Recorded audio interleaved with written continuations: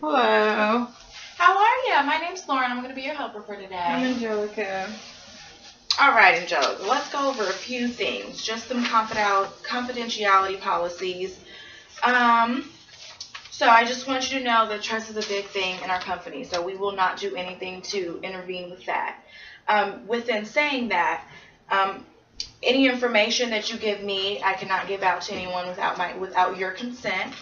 And the only time that I can give any of your information out is if you do have consented to it in written form.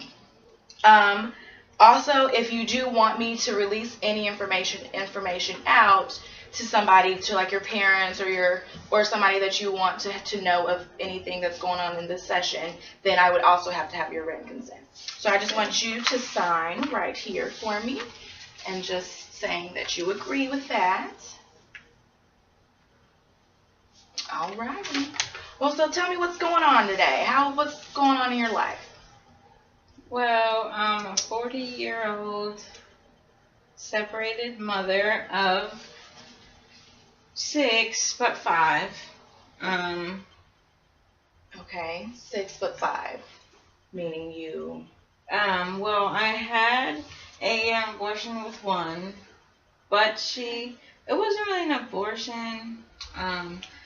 St. Francis don't believe in that, so I kind of St. Francis hospital. Okay. So they gave me like a pill to have the baby early, and it couldn't survive, so it died. And she had a funeral and everything. Okay. And So it wasn't an abortion. It was a mishap then.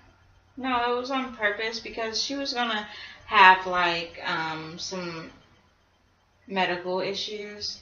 So we thought it would be best to terminate the pregnancy early on before we had her, before I birthed her, and she'd be a vegetable for the rest of her life. So I chose that was the best decision for her. Okay. And they said she wouldn't live past 2, so That's very sad. I'm sorry to hear that. yeah. So did you agree with that? I mean, what are your thoughts on that? It's kind of like a hush hush thing in the family. We don't really talk about it much. I don't really go to the grave or anything like that. It's just something I just put in the past. And I have one more child by the same father, and then I have another child by a different father, and 3 more children by a different father. Okay. So why do you think that was the pattern? Why do you think that? What happened with the first baby's father? Well, he found out I was pregnant, and then I didn't see him anymore, and then he went to jail, I guess, and I haven't seen him since. My daughter found him when she turned 14, but it's not something that I really wanted her to do. I mean, it's great for her, but You don't agree with them having a relationship? I mean, I don't really care. I think it's great, but, if she did or didn't, it's like, I think she was okay without him. Do you think that it would have helped if he was in her life at all, or it's still in your life even? Yeah. My mother raised her. Okay. So you weren't in her life either? I was. Like, we lived in some apartments. I lived next door. She lived with her grandmother. We saw each other every day. We had a good relationship. But my mother took care of her. That's who she wanted to live with, so I let her live there. And my other son lives with his grandparents, and I take care of me and my husband's 3 children, but we're separated right now. Okay, so from what I'm getting, you're 40 years old. You have 5 kids now. You had a mishap with one of them. You have a daughter that you live next to, but you guys don't live together. She lives with your mother. Yeah, we don't live together. We don't live next door to each other now. Okay. I just came back from Mexico. I was there for 2 years. Okay, so where are you at in your life now? Right now, I'm living with my mother, and I'm working now And my children live with me also with my mother. All your children live with you? No, 4. My 4 other son, he still lives with his grandparents. Okay. Don't really talk with him much. Why is that?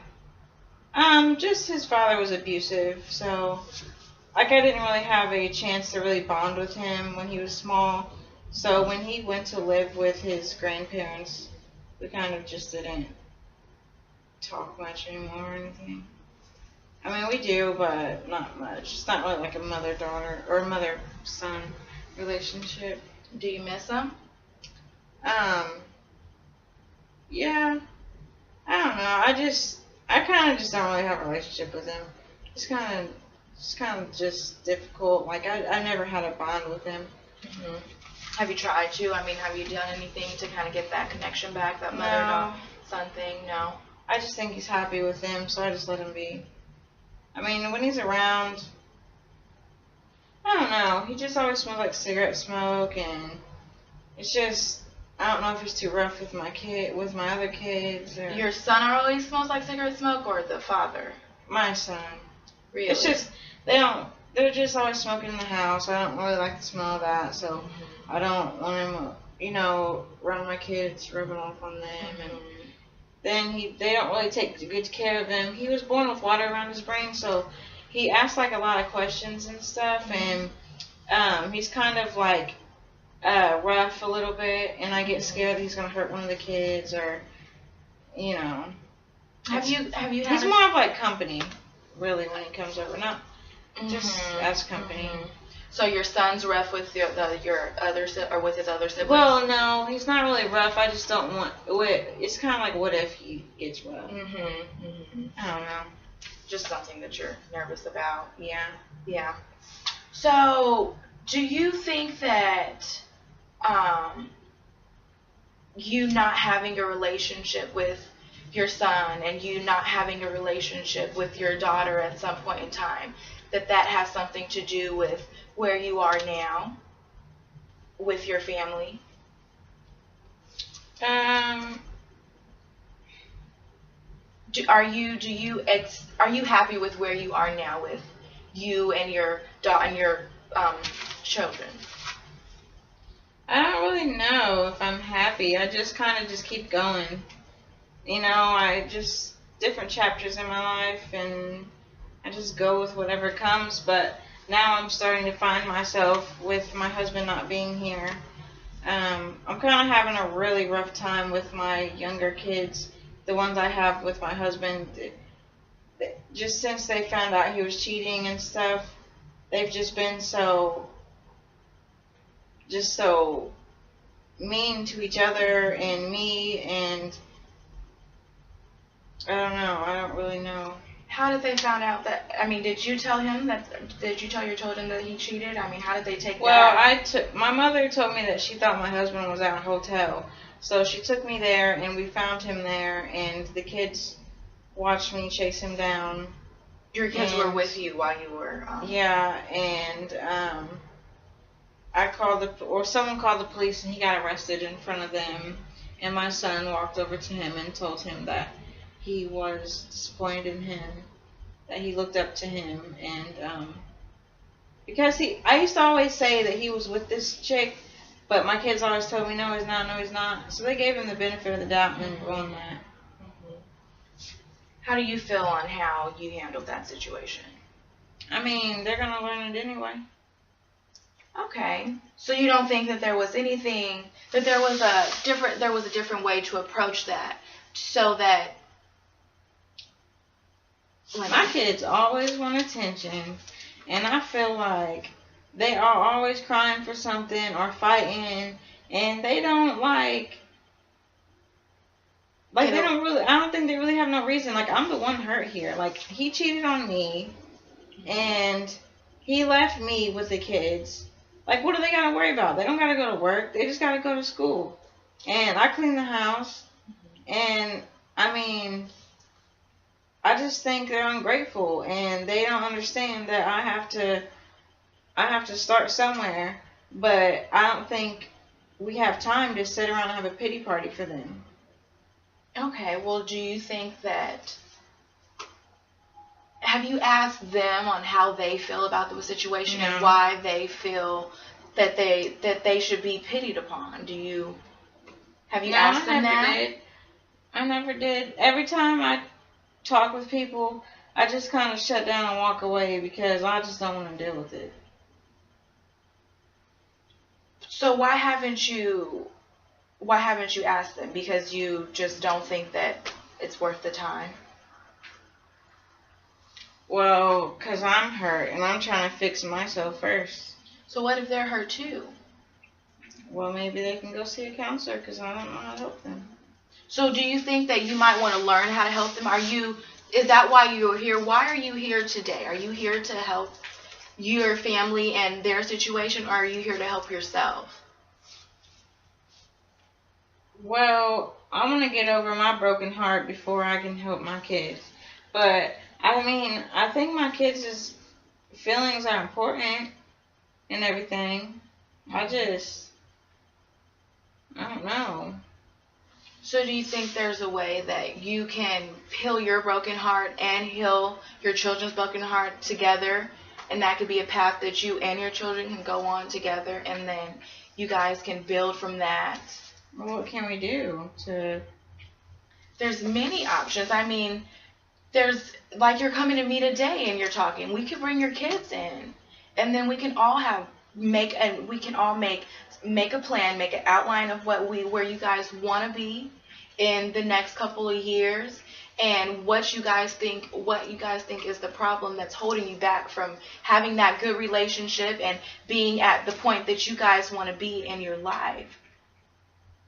Would you be willing to bring your kids here and for us to do that? Yeah, I think I could bring my kids in and we could see what's going on. I just don't want to be hearing them talking bad about me. And why would they be talking bad about you?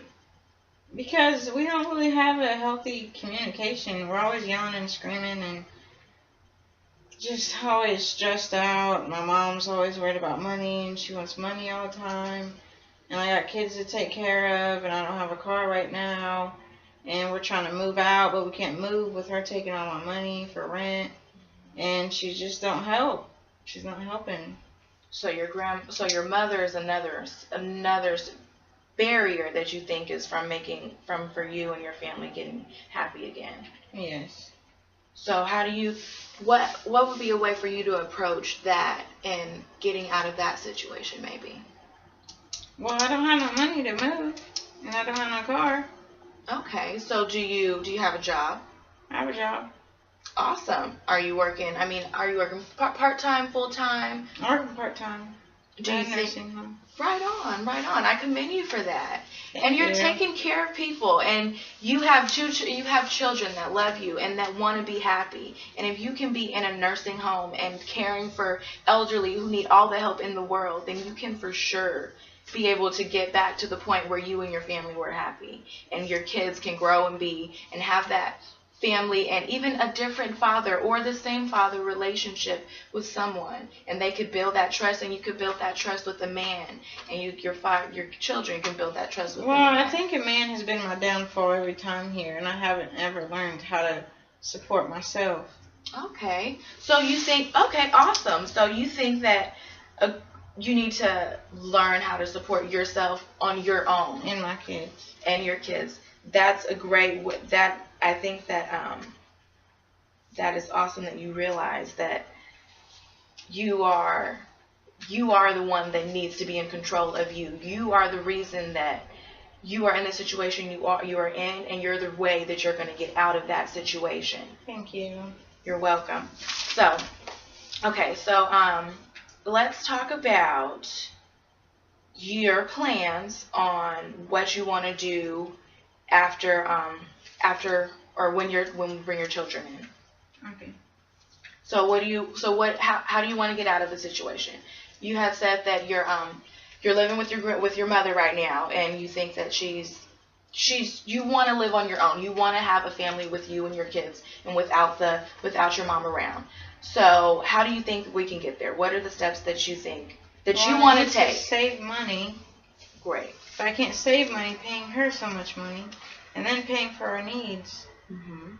Have you talked to her about budgeting, about getting out even, and being on your own? Well, I even asked her if I could not pay her $100 next month because I need to buy Christmas and stuff, and she said no. So I don't think she's willing to budget. Budget, okay. So she's just she doesn't want to change her ways either. No. She's kind of wallows in other people's failure. Really? In a sense. Wallows as in she's happy when people fail because she'll kind of rub it in your face. Why do you think she's like that? I don't know. The older she's gotten, the meaner she's gotten. But really, to me, she's been mean the whole time, all of her life. But now other people are realizing it, and I mean, I don't know what her issue is, but she is very mean. And she will tell you she's money hungry. And she doesn't. She'll admit it, and she'll say that's just her. Well, have you talked to her about? Have you told her anything positive about herself? You know what I mean? Is there anybody around her that is kind of support her and give her that you don't have to be mean to be accepted? You know what I mean? No, not really. She's just kind of mean to everybody, so everybody's kind of mean back. Right. So have you tried to be nice to her and not letting that negative? We get along on some terms. We laugh together and have times that we're joking around and stuff. But for the most part, when business is business to her, and that means money, and if it's not on the table, then she wants nothing to do with you. It's just something she's always done. It's money before anything. Is your mother financially stable? She has a job under the table. She gets paid $700 a month plus $700 of disability, and she gets $200 from my daughter, and she gets $160 from me every month. Okay. And the man she works for, private home care, he fills her car up with gas when she needs it or wherever they're going. And she lost a job prior because their daughter found out that she was marking down more days on the calendar than she's worked and was getting money from them, and she don't have that job anymore. They went to the nursing home, but it's mostly because their daughter found out that she was taking so much money from the elderly couple. Wow. So, in all of that, she is financially stable without you and your daughter's help? Yes, very much so. So, if there are other options for you to get a place somewhere else, even, as soon as possible, and your mother will be fine without you. Well, where am I going to go? Well, there are different housings around the city that will accept you and your kids, and they'll give you a place to live. You're going to have to go, and we'll go with you, and we'll sign you up for some housing, for some different apartment housing places, and then we could get you into there. I tried to get into Section 8, but I have a felony coming up. I have a court date set up, and they said that they'll take any if you own any houses or cars or anything, that they'll take that from you. Okay. Well, you know what? This will be my homework, is to find where we can find a place for you and your children to be where that is not a barrier, okay? And then next session, I'll definitely tell you on all of that information. Okay. So let's make plans for our next session so that we can finally get to where you're happy again, okay? So I think that first we should bring your children in, and we should try and just build that relationship. It may not happen fast, but it's something that can happen. So we could try and build your relationship. And then I definitely think that you would, or you should, or not should, but you would like to get out of with your mother. Yeah. So you want to get out of there. So we're going to do that, and we'll look up some things together and find what's best for you and how you feel about that. We'll look up some different apartment areas, and we might even find something for cheap that you can afford now. And we'll make some plans on how we're going to save up, and so we can get there. And then I will see you next week. Thank you. Thank you. It was a pleasure talking to you today and listening to your story. Thank you. All right.